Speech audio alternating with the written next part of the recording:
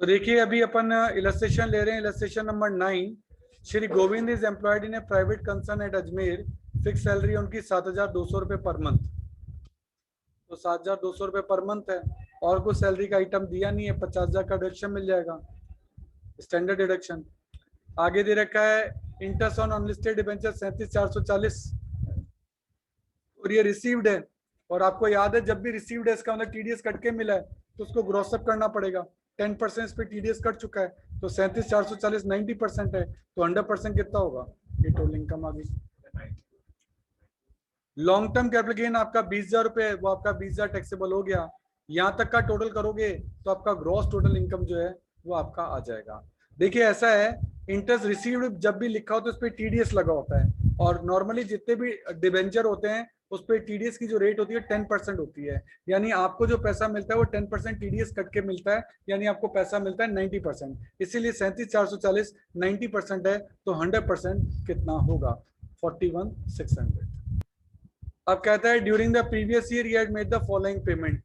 उसने रेंट पे घर ले रखा है 1,000 रुपए पर मंथ पे, तो 80 जीजी का डिडक्शन मिलेगा। डोनेशन टू चैरिटेबल इंस्टीट्यूशन 10,000 रुपए, तो 80 जी पे डिडक्शन मिलेगा। और his wife is suffering from the cancer, तो स्पेसिफिक बीमारी हो गई, 80 डीडीबी का डिडक्शन मिलेगा। और उसने 23,000 रुपए का खर्चा किया तो 80 डीडीबी दुख दर्द, वो भी बुरी बीमारियां, एड्स, कैंसर, ट्यूबरोक्लोसिस, तो 80 डीडीबी का डिडक्शन मिलता है। एक्चुअल अमाउंट 23,000 रुपए का आपको डिडक्शन मिल गया। 80 जी का आपको कैलकुलेट करना पड़ेगा, ये रेंज 4 का डिडक्शन है। और 80 जी का भी आपको कैलकुलेट करना पड़ेगा, पर 80 जी और 80 जी जी दोनों अभी तक किसी क्वेश्चन में नहीं आए थे, तो यहाँ एक्स मान के इक्वेशन सॉल्व करनी पड़ती है, क्योंकि 80 जी कहता है कि जब एडजस्टेड जीटीए निकालो तो जीजी को लेस कर दो, और 80 जीजी कहता है जब एडजस्टेड टीआई निकालो तो जी को लेस कर दो, और हमें दोनों ही नहीं पता, इसलिए ऐसे क्वेश्चन इक्वेशन बना के सॉल्व होते हैं। इसके इक्वेशन का जो सॉल्यूशन है वो मैं आपको नेक्स्ट क्लास में बताऊंगा, क्योंकि बुक में जो तरीका दे रखा है उससे आप परेशान हो जाएंगे, तो वो तरीका मैं आपको बाद में बताऊंगा। तो बहुत बड़ा सॉल्यूशन इन्होंने दे रखा है, इसको अपन बाद में अलग से देख लेंगे। अब हम देख रहे हैं illustration number 10। During the previous year mister Surendra made the following payment. एक तो इसने किया contribution to approved research association 4,000 का साइंटिफिक रिसर्च के लिए, और एक किया contribution to national fund for rural development 6,000 का। कहता है टोटल इनकम कैलकुलेट करो इफ, यदि वो सैलराइड एम्प्लॉय हो, यदि वो बिजनेसमैन हो। तो क्वेश्चन 2 बार सॉल्व करना पड़ेगा, यदि वो सैलराइड एम्प्लॉय हो, यदि वो बिजनेसमैन हो। क्वेश्चन 2 तरीके से सॉल्व होगा। और ग्रॉस सैलरी उन्होंने आपको दी है कितने रुपए, एनुअल सैलरी है 1,40,000, इसीलिए जब सैलरी यहाँ लिखी तो ग्रॉस सैलरी लिखी 1,40,000 रुपए। और मैंने आपको बताया है कि सैलरी के अंदर स्टैंडर्ड डिडक्शन फिक्स है 50,000 का, यानी आपकी टैक्सेबल इनकम होगी सिर्फ 90,000 रुपए। और दूसरा दिया अगर वो बिजनेसमैन है उसकी इनकम 90,000 रुपए, तो प्रॉफिट ऑफ बिजनेस आपका 90,000 रुपए। तो यहाँ भी 90, यहाँ भी 90, ठीक है। अब 90,000 रुपए क्या आप क्या हो गया, अब आपको डिडक्शन कैसे मिलेगा वो चीज अपन को समझनी है। तो देखिए अगर वो एक सैलराइड एम्प्लॉय है तो इसको जो डिडक्शन मिलेगा वो कैसे मिलेगा। सैलराइड एम्प्लॉय को, क्योंकि इसकी जीटीए 90,000 हो गई, और इसने जो कंट्रीब्यूशन किया था रिसर्च एसोसिएशन में कितने रुपए का डिडक्शन दिया था, तो कंट्रीब्यूशन किया था 4,000 रुपए का। 4,000 का डिडक्शन तो यहाँ मिलेगा। और उसने नेशनल रूरल डेवलपमेंट में भी कंट्रीब्यूशन किया था, तो इसको ये दोनों का डिडक्शन मिलेगा। और ये सेक्शन है 80 जीजीए। इसको जीजीए को याद करने का तरीका है घर गृहस्थी का एडवांसमेंट। तो आप अपने नोट्स में देखिए 80 जीजीए में एक तो साइंटिफिक रिसर्च एसोसिएशन को पेमेंट है और एक रूरल डेवलपमेंट के लिए पेमेंट है। इन दोनों का डिडक्शन 100% तक मिलता है। 4,000 का ये, 6,000 का ये, टोटल 10,000। 10,000 का 100% 10,000 का डिडक्शन मिल जाएगा। 90,000 में से 10,000 जाएगा तो टोटल इनकम आपका 80,000 हो जाएगा। तो आप 80 जीजीए में चेक कर सकते हैं कि ये दोनों पेमेंट लिखे हुए हैं। तो ये आपको 80 जीजीए में पॉइंट नंबर 1 एंड 3 में दे रखा है। पेज नंबर 32 पे 80 34 में आपको 80 जीजीए में पॉइंट नंबर 1 एंड 3 है, उसके अंदर आपको ये पेमेंट दोनों डिडक्शन जो है वो मिल जाएंगे। ये तो कब है, जब वो सैलराइड एम्प्लॉय था। पर अगर वो बिजनेसमैन था तो साइंटिफिक रिसर्च के लिए जो वो पेमेंट करता है उसको डिडक्शन बिजनेस की इनकम में मिल जाता है, उसको फिर 80 जीजीए का डिडक्शन नहीं मिलता है। ध्यान देना 80 जीजीए का डिडक्शन बिजनेसमैन को मिलता ही नहीं है, वहां आप ATGG के नीचे नोट देखेंगे तो उस नोट में लिखा हुआ है कि यदि पर्सन की BNP की इनकम है तो उसको ATGG का डिडक्शन नहीं मिलेगा, क्योंकि उसको ये डिडक्शन ATGG का इसलिए नहीं मिल रहा क्योंकि उसको ये डिडक्शन BNP में मिल चुका होता है। तो देखो BNP की इनकम है 90,000 और उसी में से ये लेस हो रहा है BNP की इनकम में से। 4,000 का पेमेंट उन्होंने साइंटिफिक रिसर्च पे किया था, लेकिन वहां कंडीशन ये थी, BNP के नोट अगर आपको याद हो तो आपको 150% डिडक्शन मिलेगा। 4,000 का 150% होता है 6,000, इसलिए पेमेंट 4,000 का किया है पर डिडक्शन कितने का मिलेगा? 6,000 का, क्योंकि डिडक्शन 150% है। और रूरल डेवलपमेंट के लिए तो इसने 6,000 का पेमेंट किया था, 6,000 का ये भी मिल गया, तो 6 और 6 12, तो यहाँ 12 का डिडक्शन मिलेगा 90 की इनकम में। 90 की इनकम में 12 का डिडक्शन मिल गया तो इनकम हो गई 78, और 80 GGAMS का डिडक्शन मिलेगा नहीं तो इसकी टोटल इनकम कितनी रहेगी? 78। तो ऐसा अपन ने देखा कि वो अगर बिजनेस की इनकम में है तो उसको डिडक्शन ज्यादा मिला है, क्योंकि इस कंडीशन में इसको 150% डिडक्शन मिला, जबकि यहाँ इसको सिर्फ 100% का डिडक्शन मिला था, इसलिए दोनों की इनकम में थोड़ा सा फर्क है। 4,000 का 150%, 6,000 का डिडक्शन मिला है BNP में। ATGGA में 100% है, इसलिए 4,000 का 4,000 मिल गया, लेकिन यहाँ मिला 6,000 क्योंकि यहाँ 150% होता है BNP के अंदर। ध्यान देना, ये BNP का डिडक्शन कैलकुलेट कर रहा हूँ यहाँ, जबकि यहाँ GGA का डिडक्शन है, GGA में 100% होता है, ये बात आपको याद रखनी है। एग्जाम्पल नंबर 11 देख रहे हैं। Shri NK Gupta is engage in various type of business, बहुत सारे बिजनेस है इनके। From the information given below आपको इनकम कैलकुलेट करनी है। तो देखो वेरियस बिजनेस से प्रॉफिट दे रखे हैं आपको, ध्यान से देखिए, profit profit profit profit profit, अलग अलग बिजनेस प्रॉफिट। तो कुल मिलाकर आपके 6 प्रॉफिट हैं, तो ये 6 के 6 प्रॉफिट आपके यहाँ आ गए, ये 6 प्रॉफिट है।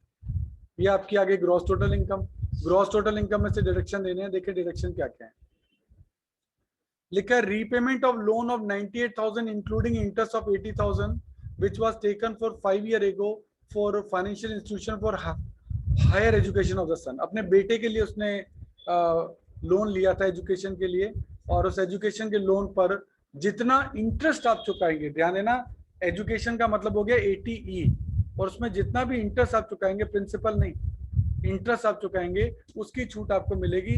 तो 98,000 में 80,000 इंटरेस्ट था, तो सेक्शन 80 का डिडक्शन मिल गया आपको, 80E का 80,000 रुपए का डिडक्शन मिल गया। डोनेशन किए 1 lakh and educational institution approved by the commissioner, 1 lakh का डिडक्शन आपको मिला है। तो आपको 80G पे रेंज 4 का कैलकुलेट करना पड़ेगा, तो जब रेंज 4 कैलकुलेट करोगे तब होगा, पर 80G तो सबसे लास्ट में होता है, उससे पहले आपको 80IA और 80IB का, आई से याद कर लो इंडस्ट्रीज, ये जितने भी प्रॉफिट है ना, ये नॉर्मली सब इंडस्ट्रीज के प्रॉफिट हैं, तो इनका डिडक्शन जो है वो आपको देखना पड़ेगा, और उससे आपको कैलकुलेशन करनी पड़ेगी कि हाँ भाई 80I में आपको कितना डिडक्शन मिल रहा है। देखो पेज नंबर 614 पे आइए, उस पे आपको सेक्शन 80IA के डिडक्शन दे रखे हैं, उसमें पॉइंट नंबर 2 का डिडक्शन आपको देखना है। Profit of telecommunication services, जैसे रिलायंस है, एयरटेल है, इनके लिए ये 1495 से 2005 के बीच में स्टैब्लिश्ड होने चाहिए। तो इस कंडीशन में इनको 100% डिडक्शन मिलेगा पहले 5 साल, और अगले 5 साल 30% डिडक्शन मिलेगा। ये रूल है टेली कम्युनिकेशन का, ये रूल है। जब भी ये बिजनेस स्टैब्लिश करेंगे उसके बाद कभी भी ये 10 साल की छूट जो है वो टेली कम्युनिकेशन में ले सकते हैं, ठीक है।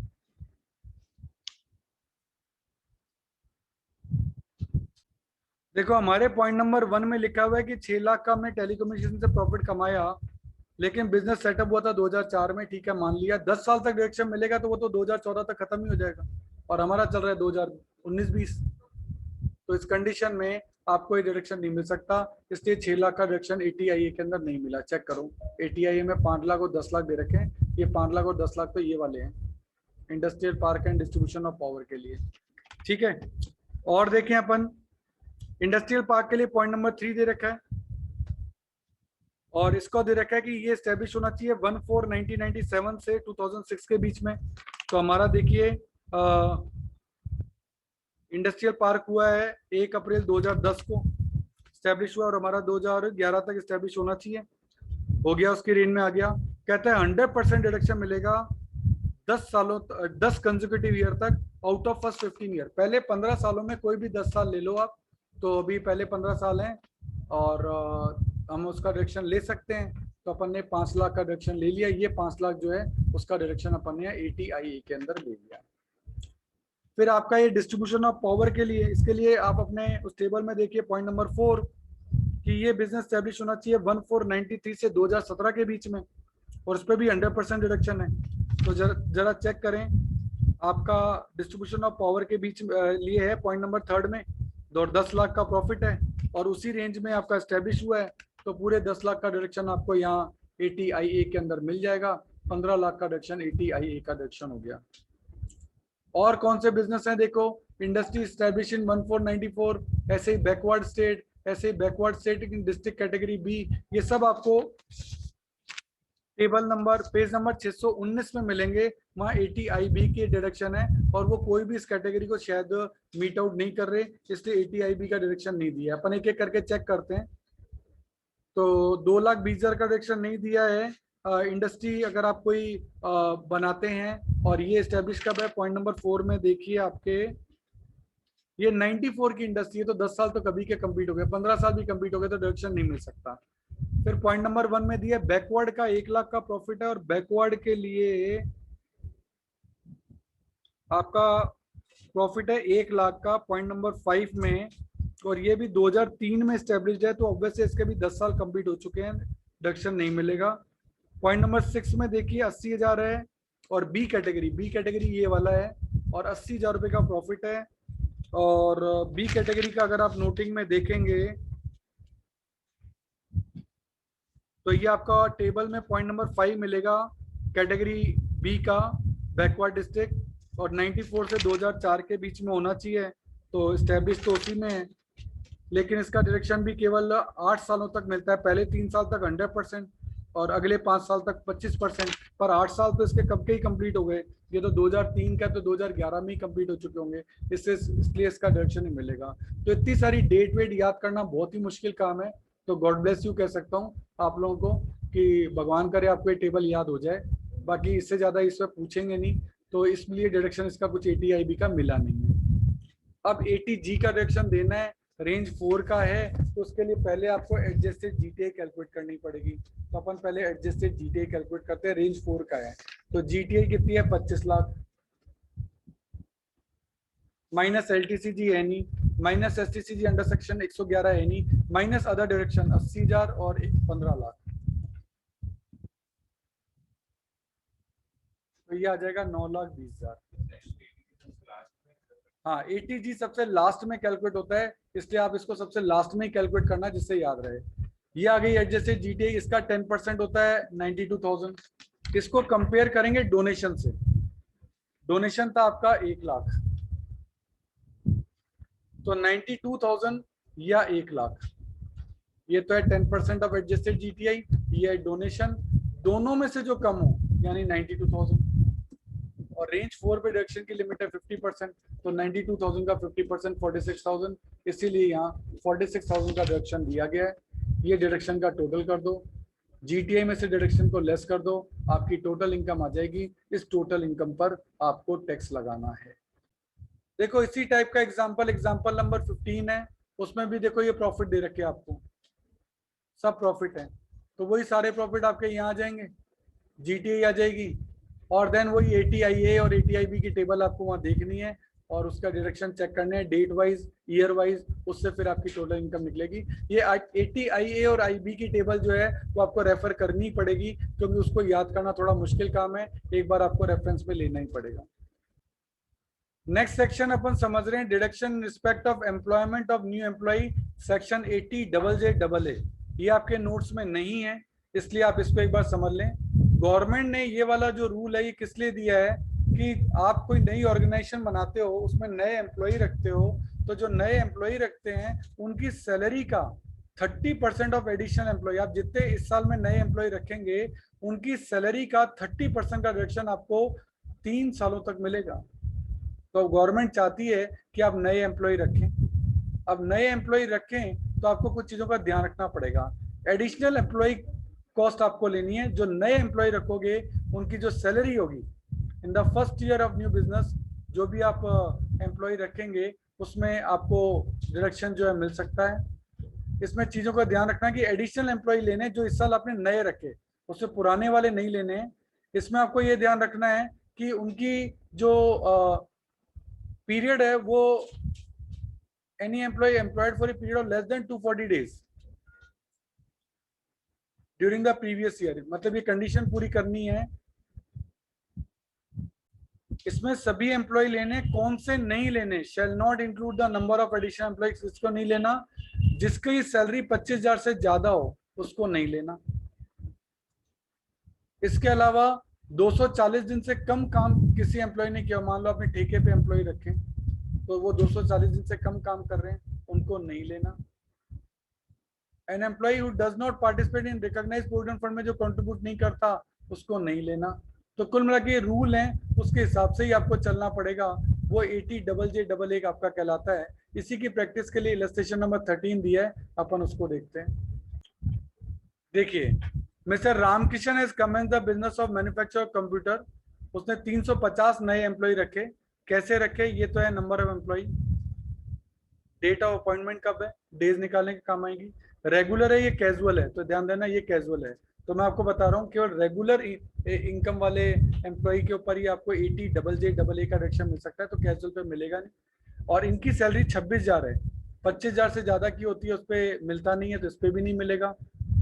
और इनका अपॉइंटमेंट 1 सितंबर 2019 को हुआ है। उसके बाद तो महीने ही आपके 7 बजते हैं, तो 7 महीनों में 30 के हिसाब से 210 ही दिन काम कर पाएगा। तो 240 से कम काम करता है उस पर तो डिडक्शन मिलता ही नहीं है। तो ये नीचे वाले 3 एम्प्लॉयज के ऊपर तो डिडक्शन मिलेगा ही नहीं, ना 100 एम्प्लॉय पर, ना 75 पर, ना 25 पे। 100 पे क्यों नहीं मिलेगा, क्योंकि सैलरी 25,000 से ज्यादा है। 75 पे क्यों नहीं मिलेगा, क्योंकि एक कैजुअल वर्कर है। और 25 पे क्यों नहीं मिलेगा, क्योंकि इसके 240 दिन से कम है। तो कुल मिला के 150 एम्प्लॉय पर ही आपको डिडक्शन जो है वो मिलेगा। वो शुरू से 1 अप्रैल से काम कर रहे हैं, उनकी 12 महीने की सैलरी है। Casual employ do not participate, तो कैजुअल पे तो हम वैसे भी डिडक्शन नहीं दे रहे। Compute the deduction if any available to mister Ramkrishna if total turnover from the sale of the computer is 8.5 crore और प्रॉफिट है 2 करोड़ का। ठीक है, तो लिखा है इसका टर्नओवर जो है वो 1 करोड़ से ज्यादा नहीं है। 1 करोड़ से ज्यादा है, बस 10 करोड़ से ज्यादा का नहीं है। तो इसकी ऑडिटिंग की तो जरूरत नहीं, इसको नहीं है। और 80JJA पे डायरेक्शन मिलेगा इसको, केवल वही 150 एम्प्लॉय पे, बाकी 3 पे तो मिलेगा ही नहीं। तो कितना डायरेक्शन मिलेगा, 150 एम्प्लॉय की सैलरी है 24,000 रुपये पर मंथ, इंटू 12 कर देंगे साल भर की, और उसके 30% के बराबर डायरेक्शन मिलेगा। यानी आपको 1,29,60,000 का डायरेक्शन जो है वो आपको मिल जाएगा। एक रूल को थोड़ा सा अपडेट करूंगा, यदि आपका टर्नओवर जो है 1 करोड़ से ज्यादा हो तो आपको ऑडिट करानी जरूरी होती है। तो ध्यान रखना, इसको अपने अकाउंट्स की जो बुक्स है उनको ऑडिट कराना होगा। जिनका टर्नओवर भी 1 करोड़ से ज्यादा होता है उनको ऑडिट करानी होती है। नेक्स्ट आपका डायरेक्शन आता है 80QQB। QQB को मैंने कहा था याद कैसे करना है, क्यों क्यों बुक्स। एक्चुअली अगर आप बुक्स पे कोई रॉयल्टी कमा रहे हो तो उसको ये डायरेक्शन मिलता है। और डायरेक्शन कितना मिलता है, इनकम का 100% या 3 लाख दोनों में से जो कम हो। तो उसके लिए आपको इलस्ट्रेशन दे रखा है, इलस्ट्रेशन नंबर 14, और इसमें 80QQB का डायरेक्शन आपको कैलकुलेट करना है। 3% दे रखे हैं, 3 अलग अलग कंडीशन है, उसके हिसाब से आपको डायरेक्शन कैलकुलेट करना है। चेक करते हैं। तो देखिए, रॉयल्टी ऑन बुक्स आपको मिल रहा है, इंडिया में रिसीव हुआ है 4,80,000 और 12.5% हुआ है। 12.5% कोई दिक्कत नहीं है, 15% से ज्यादा नहीं होनी चाहिए रॉयल्टी, क्योंकि गवर्नमेंट 15% तक का ही डिडक्शन दे सकती है, इसलिए। तो 4,80,000 है। अच्छा, खर्चा हुआ आपका 1,50,000 का, खर्चा हुआ आपका 1,50,000 रुपए का। तो रॉयल्टी आपको 15% तक की लेनी है, तो 12.5 ही है, 4,80,000 ले ली। अमाउंट रेमिटेड ये केवल फॉरेन वाली के लिए होता है, इसलिए नॉट एप्लीकेबल कर दिया। तो 4,80,000 आपने ले लिया। 4,80,000 में से खर्चे लेस करने पड़ेंगे, 1,50,000, ये आपका आ गया 3,30,000। 3,30,000 को कंपेयर करेंगे 3 लाख से, 3,30,000 या 3 लाख दोनों में से जो कम हो, इससे डिडक्शन जो मिलेगा वो कितने का मिलेगा, 3 लाख का। ये आपका हुआ पॉइंट नंबर ए सॉल्व। देखो इसको इस तरीके से देखिए कि आपको टोटल रॉयल्टी मिली 4,80,000, उसमें से 1,50,000 के खर्चे हो गए, तो कितना बचा? 3,30,000। मैक्सिमम लिमिट ही 3 लाख है, दोनों में से जो कम हो 3 लाख, तो 3 लाख का डिडक्शन आपको मिल गया। ऐसे ही अपन पॉइंट नंबर बी करेंगे। देखो ये है रिसीड फ्रॉम अब्रॉड का पॉइंट बी का 1,80,000 रुपये, ठीक है। और 1,80,000 रुपये आपको जो मिला है,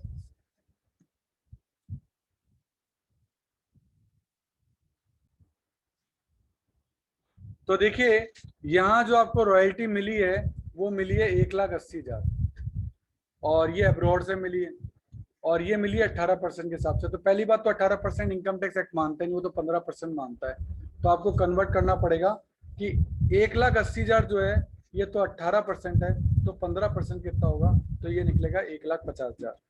1,50,000 की रॉयल्टी है वास्तव में आपकी। तो 1,50,000 के हिसाब से जो है वो आपको करनी है। तो आपको 1,80,000 नहीं 1,50,000 ही मानना है। 1,50,000 को कंपेयर करना है, क्योंकि फॉरेन से रिसीव करें तो इंडिया में कितना अमाउंट है? 1,25। तो गवर्नमेंट कहेगी हम 1,50 क्यों ले, हम तो दोनों में से जो कम होगा उसको लेंगे। इंडिया में तो 1,25 ही आई है, तो 1,25 का ही आपकी रॉयल्टी मानी जाएगी। उसमें आपका खर्चा कितना हो गया सर? खर्चा एक्सपेंडिचर हो गया 20,000 का, तो वो खर्चे यहाँ से आपके लेस हो सकते हैं। अब आपकी रॉयल्टी कितनी बची? 1,25 में से 1,20 गया, कितना बचा? 1,05,000। ये आपकी रॉयल्टी मानी जाएगी। तो आप कहाँ से चालू हुए थे? 1,80 से। 1,80 18% है, गवर्नमेंट कहती है हम 15% नहीं मानेंगे, 1,50। 1,50 में से इंडिया में कितना रिसीव कर लिया सर? 1,25।